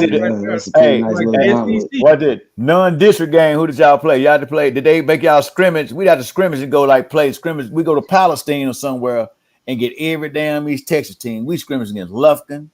They got Lufkin there, Naked. I'm like, man, why we got all these teams in here we scrimmage with? It would be like a jamboree. I'm like, God dang. We always went to East Texas. We always went to East Texas to play. Always. I'm like, our first game of my senior year, we played in Huntsville. They were number 1 in the nation. They had Clements. Wow. And they had big Cesar O'Neal. I remember that game. I listened to that game on the radio. We tied them at Sam Houston. We played at Sam Houston. We tied them 29-29. Number 1 team in the nation. And man, Big Cesar O'Neal was like 6'9", 295, 300 pounds. He ended up going to Miami, and then he ended up dying, had a heart attack. But man, he was the kicker. And then I was on return, and I had to get him, and he was the kicker. Man, he running full speed down. All I could do was just throw my body in the way, man. What did I do with that dude, man? But we ended up number 12 in the nation our senior year. That was the only game we tied them. And then we lost to Permian in the semifinal. Man, y'all won't believe what me and DT record was our senior year. It was rough. Hey, is that one? Hey, you go to the soda, you got all them gold balls, and it'll be that one gap. We were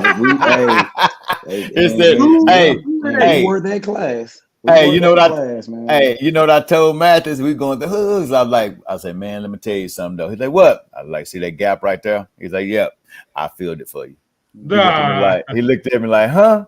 I like, hey, I done been in Soto. I remember Soto came out looking like damn Notre Dame. Matter of fact, that year before we played y'all played Killeen at Baylor in the playoffs. And I think they beat y'all. Yeah. Killeen beat y'all. Matter of fact, all they dang players ended up in New Mexico. Man, look here. Man, Deion Marion was 40 years old playing in New Mexico. I said, man, look here. How am I playing against you? Y'all had a D lineman that made the play of the game. So Byron Hansport had got in trouble. He was late or something. He didn't start. They started Dave McMurray. Dave McMurray ran a counter. It's about 40, 50-yard run. The DN ran the entire length of the field and did the Dunn BB to Leon Lett. As he's crossing the goal line, he stripped the damn thing, and we didn't score. And that's how we ended up losing the game off that many points. Man, we ended up against somebody got in trouble. But yeah, against us, I don't remember who that DN.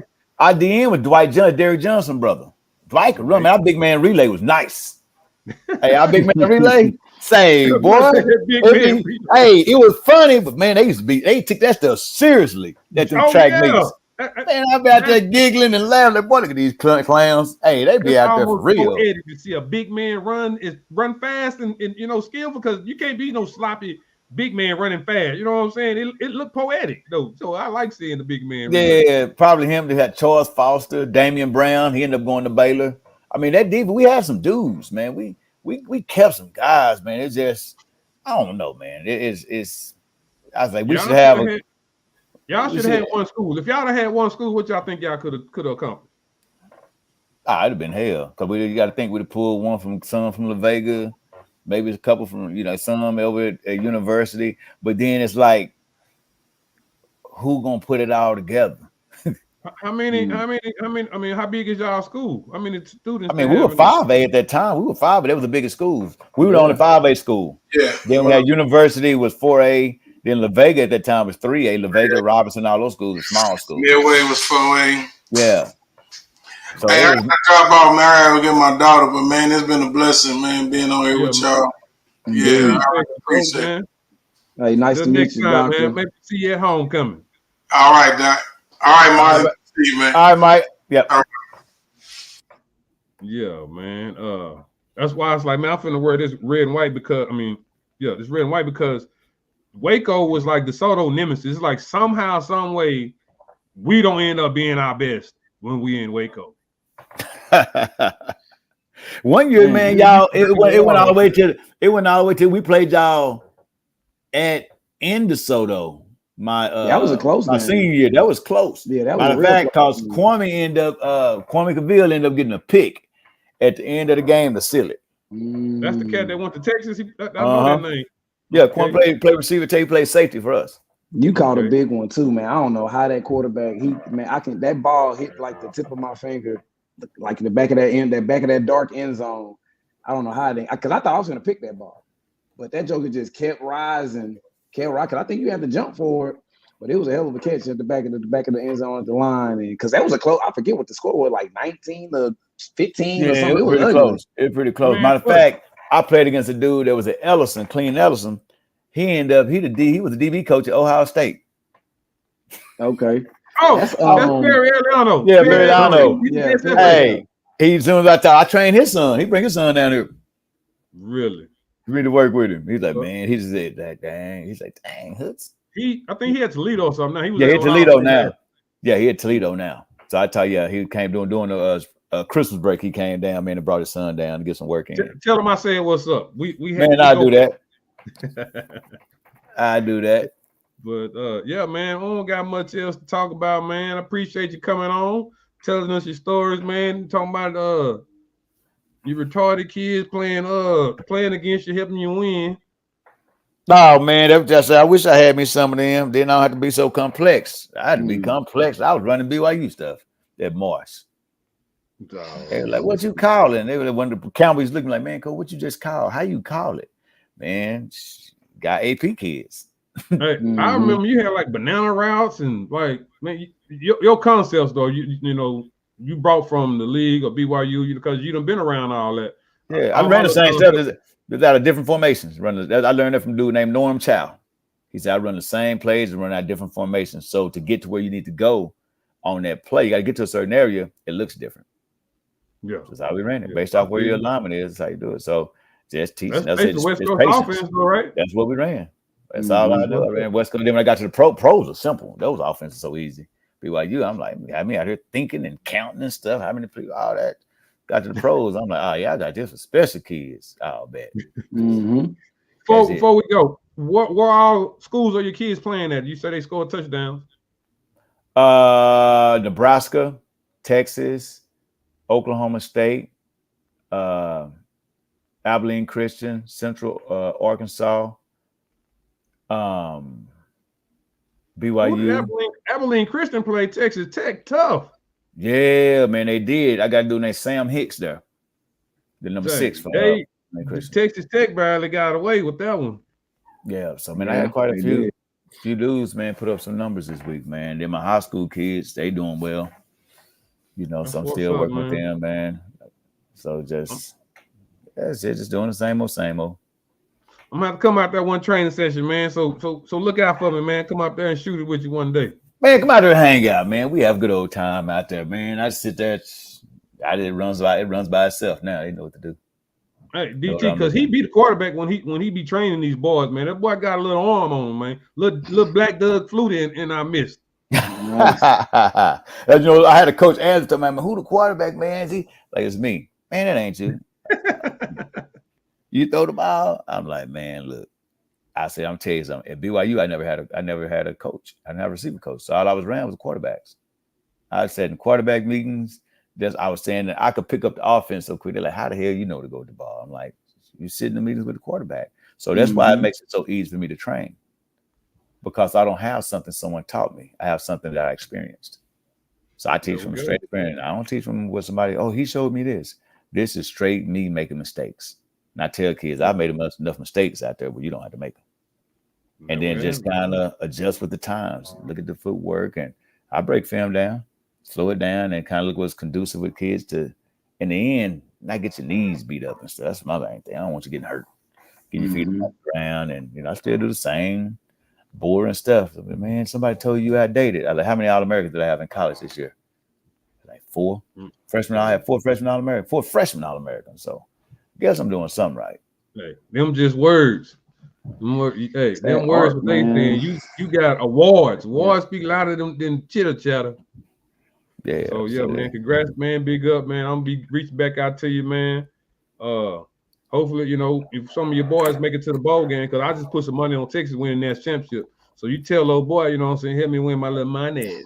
Say, he a DeSoto kid, man. Man, hey, that boy Jonte got that juice, boy. Jonte Cook, his mom came the other day telling me, man, Coach, we so appreciate you. Don't listen to nobody. That boy got that juice, man. he 3-pieced us when we played. He had 3 touchdowns in the first quarter. Bump, bump, bump, bump, bump. Erica was on her way to the game. I'll text her. I was like, I'll see you later, love. Don't even drive on out here. This one is over. Over and done with. Did you see what happened? What North Florida did to them? Was you paying attention to that? I didn't realize it was North Crowley. Yeah, man, they were nice last year though. They played that big game against. They were good last year. Duncanville beat them in the playoffs. Yeah, North Carolina's good, man. Yeah, and they were coming off that game. DeSoto was coming off that game. They had played that Georgia state champion. Yeah, so that team wasn't nothing. They didn't get nowhere. They weren't. But I'm just, emotionally speaking, and North Crowley is really good. Like North Crowley is like legit, So if they play them in the playoffs, I don't think that'll work out that same way. Because that quarterback can run, that receiver surgeon, they got some dude. It was a high scoring game though. Yeah, like basketball had 50s, right? Yeah. It was a high scoring game. It was entertaining. I catch DeSoto out once they get to the playoffs because they play Mesquite. I'm at Mesquite High this year, and they play Mesquite this week. Oh man, you over there with my boy Shaw? Am I tell you about that kid I work with? Yeah, I hadn't been able to catch up with him yet. Every time I go to the field house, they be like, he ain't made it there yet. Yeah, man, it's a little short kid, man. That's one I work with. She didn't like first 2 games. We went for like 180, 200 and something. Man, look, they don't be knowing his name, man. I'm like, man, y'all know Shaw, man. I'm trying to meet Shaw. I asked him for, I call him T. I didn't know his last. Man, you don't know your teammate's name, man. You going out here wrecking shop for y'all don't even know him. Oh, yeah, Tristan Shaw, man. His dad played for a while. By the fact, he was in DeSoto last year. He made it to regionals in the 400 hurdles. That boy running hurdles. And he ran 39 in the 400 hurdles and 300 hurdles. The DeSoto track was a little wonky. Yeah, he was nice with it. Everybody running hurdles. 300 hurdles, man. But his dad is Terrence Shaw, man. So it's he a went pedigree. to SFA. He went to SFA. Yeah, that's his dad. Yeah, the cornerback. Yeah, the quarterback with San Diego. Hey, he keep hurdles in there. They had a little van. He keep hurdles in the van. I'll be training. He take them hurdles out. I'm like, God dang. They go to Junior Olympics every year. Everybody run. It ain't by accident, baby. But what's his first name? Tristan. Okay. Yeah, Tristan. I've been looking for, but nobody could ever, they didn't know who I was asking them. So I'm pretty sure they know who he is now. I'm gonna go back over there. I was trying to find his dad though. I'm gonna have to go after school probably tomorrow. Oh man, you talk to dad, tell you what the SFA. Oh boy, man, gonna talk to you about 2 hours, give you stories. Man, we done met up, man. Through different friends and stuff. I just can't catch him at the field house when I go over there. Oh, okay, I'm sure his dad will be there. Yeah. But yeah, man, it was a great show, man. Great stories. Great catching back up with you, man. And I'll talk to you soon, man. All right, fellas. All right. It's been All right, good. Hooks. Yep.